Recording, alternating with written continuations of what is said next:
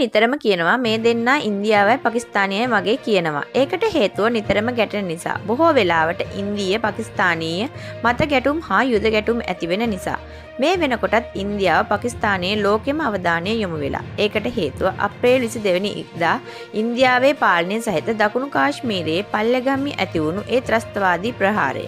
මේ ත්‍රස්තවාදී ප්‍රහාරය පිළිබඳව ලෝකයේ කතා කරන්නේ දැඩිව විවේචනය එල්ල කරන්නේ සංචාරකීන් පිරිසක් ඉලක්ක කර ගනිමින් කරපු ප්‍රහාරයක් නිසා.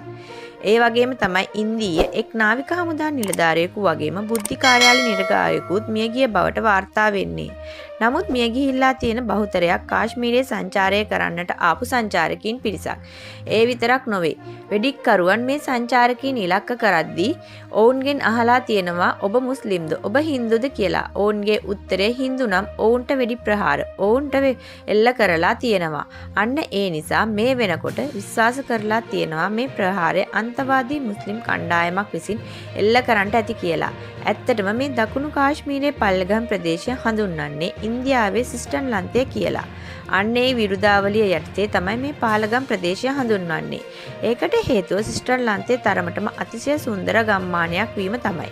මේ කාශ්මීරයේ පහළගම් ප්‍රදේශය කියලා කියන්නේ ඉතින් මේ වගේ සුන්දර ප්‍රදේශයක සංචාරකීන් ඉලක්ක කරගන්මින් මේ ක්‍රූර ප්‍රහාරය මේ වෙනකොටත් ලෝකයේම කතා කරන්නට පටන් අරන් තියෙනවා.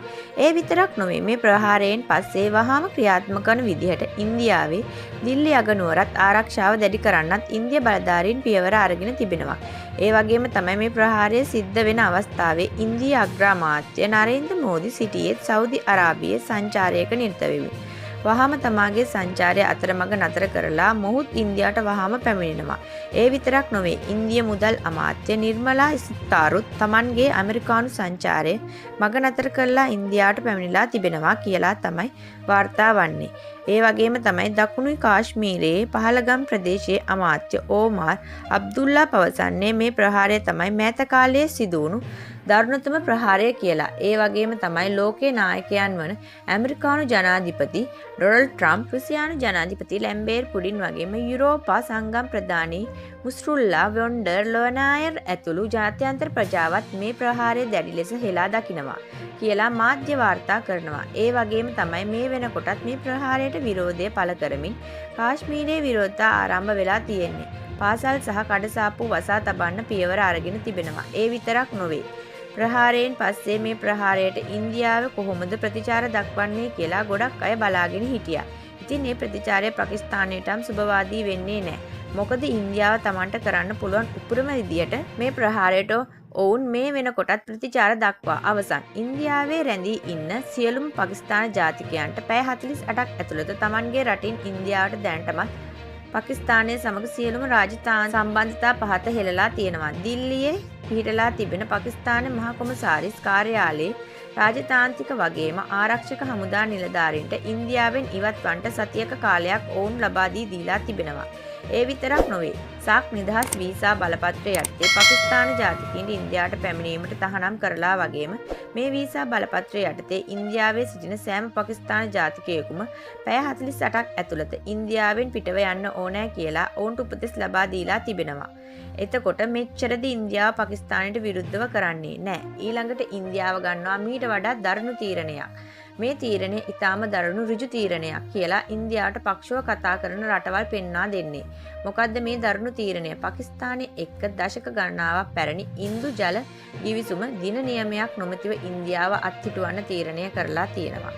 මේ අත්හිටුවීමත් එක්ක මොකද්ද වෙන්නේ කියලා මම ඔබට කියන්නම්. පාකිස්තානයේ ජල සැපයුම දෑවන්ත බලපෑමක් මේ අත්හිටුවීමත් එක්ක එල්ල වෙනවා. ඉතින් ඒ බලපෑම පාකිස්තානයේ ජීවත් වෙන බිලියන සංඛ්‍යාතික ජනතාවට ඍජුව බලපෑම් එල්ල කරන්න සමත් වෙනවා. නමුත් පාකිස්තානය කියන්නේ මේ ප්‍රහාරය වගකීම Taman නොගන්නා බවයි. ඒත් කෙසේ හෝ ඉස්ලාමීය බෙදුම්වාදීන් කැරලිකරුවන් විසින් මේ ප්‍රහාරය එල්ල කරන්නට ඇති බවයි විශ්වාස කරන්නේ.